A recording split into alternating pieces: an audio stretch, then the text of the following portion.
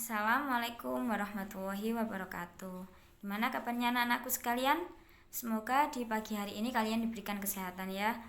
Nah, sebelum kita mulai pembelajaran, alangkah baiknya kita berdoa bersama-sama dahulu ya.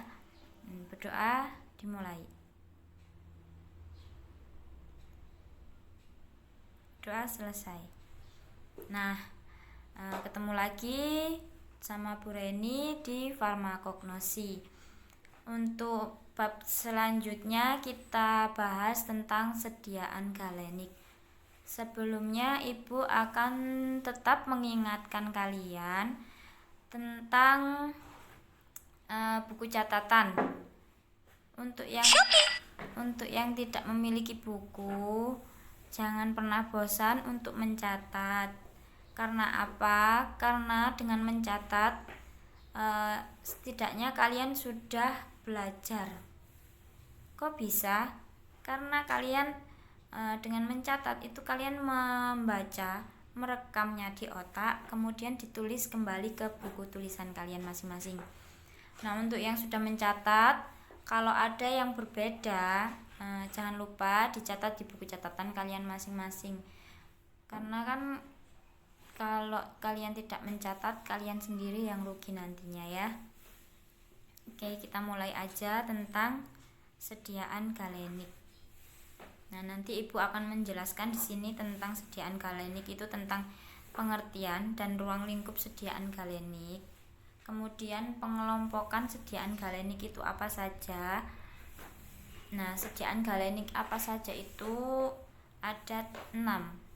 Yaitu yang pertama ekstrak, tinktur, kemudian infusa, aqua aromatik, kemudian oleum volatilia, olea pinguia. Kemudian nanti Ibu juga akan menerangkan tentang pembuatan sediaan galenik. Itu ada dibagi menjadi 2, yaitu dari jenis-jenis cairan penyari, kemudian ada juga cara-cara penyarian. Cara-cara penyarian itu ada 3, yaitu cara maserasi, digerasi, dan perkolasi. Nah, kita bahas satu persatu ya tentang sediaan galenik. Nah, ilmu sediaan galenik itu apa? Ilmu galenik itu adalah ilmu yang mempelajari tentang pembuatan simplisia atau tentang pembuatan sediaan atau preparat preparat obat dengan cara yang sederhana yang dibuat dari bahan alam. Dari bahan alam itu dari tumbuhan dan hewan. Nah, kemudian adapun tujuan sediaan galenik itu dibuat ada tujuannya ya. Yang pertama itu memisahkan zat yang berkhasiat yang terkandung dalam simplisia dari bagian yang dianggap tidak bermanfaat. Nah, yang kedua itu membuat suatu sediaan yang sederhana yang mudah dipakai. Yang ketiga itu dengan cara menstabilkan zat yang berkhasiat yang terkandung dalam sediaan tersebut untuk penyimpanan dalam waktu yang lama. Kemudian, sediaan galenik sendiri itu adalah sediaan yang dibuat dari bahan baku tumbuhan atau hewan dengan cara disari. Nah, zat-zat yang disari tersebut terdapat dalam sel bagian-bagian tumbuhan yang umumnya dalam keadaan kering, itu biasanya disebut dengan simplisia ya. Nah, adapun cara pembuatan sediaan galenik secara umum itu dengan yang pertama itu bagian tumbuhan yang mengandung obat itu diolah menjadi simplisia atau bahan obat nabati. Kemudian zat-zat yang berkhasiat atau bahan obat yang terdapat di dalam simplisia tersebut kemudian diambil dan diolah dalam bentuk sediaan atau preparat. Nah, berikut ini merupakan hal-hal yang perlu diperhatikan dalam membuat sediaan galenik. Itu yang pertama itu derajat kehalusannya. Kemudian yang kedua itu konsentrasi kepekatan. Yang ketiga itu suhu dan lamanya waktu. Dan yang terakhir itu bahan penyari dan cara penyarian. Kemudian adapun pengelompokan sediaan galenik. Nah, berdasarkan bentuknya, pengelompokan sediaan galenik itu pertama itu adalah dilihat dari hasil penyarian atau ekstraksi. Yang kedua itu hasil penyulingan atau pemerasan. Yang terakhir itu sirup. Nah, Ibu jelaskan satu persatu.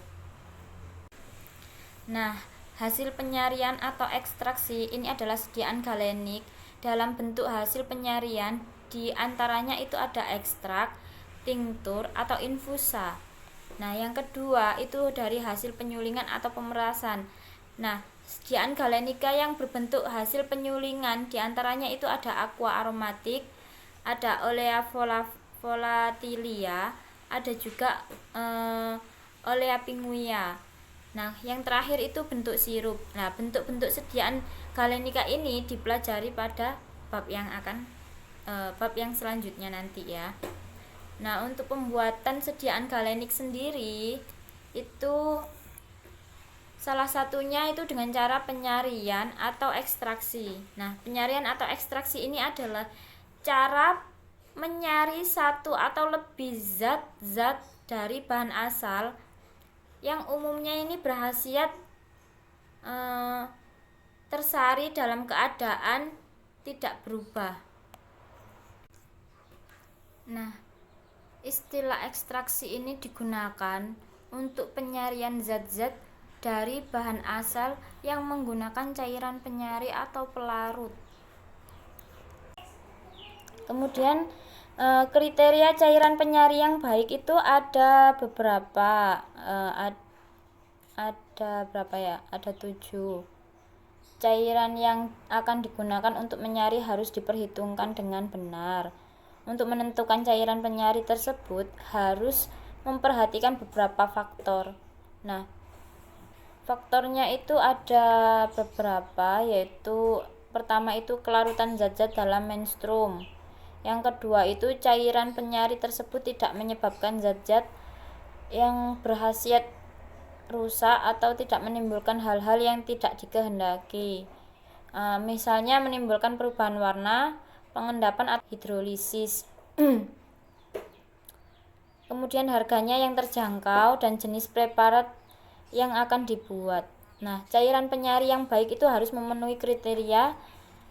Yang pertama itu harus selektif, yaitu hanya menarik zat yang berkhasiat yang dikehendaki. Kemudian murah dan mudah diperoleh, stabil secara fisika dan kimia, bereaksi netral, tidak mudah menguap dan tidak mudah terbakar, tidak mempengaruhi zat yang berkhasiat dan diperbolehkan oleh peraturan. Nah, adapun jenis-jenis cairan penyari. Yang pertama itu ada air. Air ini termasuk cairan penyari yang mudah diperoleh dan murah dengan pemakaian yang luas. Yang kedua itu ada etanol. Etanol ini lebih selektif dibandingkan dengan air. Yang ketiga itu ada gliserin. Gliserin ini utamanya digunakan sebagai cairan penambah zat cairan pada menstrum untuk menarik simplisia yang mengandung zat samak atau tanin. Yang terakhir itu ada pelarut organik. Pelarut organik ini jarang banget digunakan untuk penyarian kecuali dalam proses penyarian tertentu. Nah, untuk cara-cara penyarian itu ada beberapa. Yang pertama itu ada maserasi. Maserasi ini adalah cara penarikan sari dari simplisia dengan cara merendam simplisia dalam cairan penyari pada suhu kamar. Nah, maserasi juga merupakan proses pendahuluan untuk penyarian dengan cara perkolasi. Nah, kedua itu ada digerasi. Digerasi ini adalah cara penarikan simplisia dengan merendam simplisia dari cairan penyari pada suhu 35-45 derajat Celcius. Nah, cara ini sekarang sudah jarang digunakan karena selain membutuhkan alat-alat tertentu, pada suhu tersebut beberapa zat aktif dalam simplisia menjadi rusak. Yang terakhir itu adalah perkolasi. Perkolasi itu cara penyarian dengan memakai alat yang disebut dengan perkolator. Nah, hal-hal yang harus diperhatikan pada perkolasi itu yaitu pertama mempersiapkan simplisia dengan derajat halus tertentu. Kemudian yang kedua, melembabkan simplisia dengan cairan penyari sebelum masuk perkolator. Yang ketiga, dengan menentukan jenis perkolator yang digunakan untuk menyiapkan perkolator. Yang keempat itu memasukkan simplisia ke perkolator dan menentukan lamanya waktu perendaman dalam perkolator atau maserasi kedua itu ya. Dan yang terakhir, harus mengatur penetesan cairan keluar sesuai jangka waktu yang ditentukan. Nah, untuk perkolasi ini dapat dilakukan dengan berbagai cara, yaitu yang pertama itu ada perkolasi biasa, ada reperkolasi, ada perkolasi dengan tekanan dan perkolasi bertingkat. Oke, untuk materi tentang bab galenik cukup sampai di sini. Untuk tugas dan contoh-contoh maserasi dan perkolasinya nanti Ibu kirim ke grup. Untuk Ibu tidak akan lupa, tidak akan pernah bosan untuk mengingatkan kalian. Untuk kalau kemana-mana itu jangan lupa pakai masker dan hand sanitizer. Kalau dari mana-mana jangan lupa mandi dan ganti baju. Jangan pakai baju yang sama. Semoga pandemi ini akan segera berakhir. Amin. Sekian dari Ibu. Wassalamualaikum warahmatullahi wabarakatuh.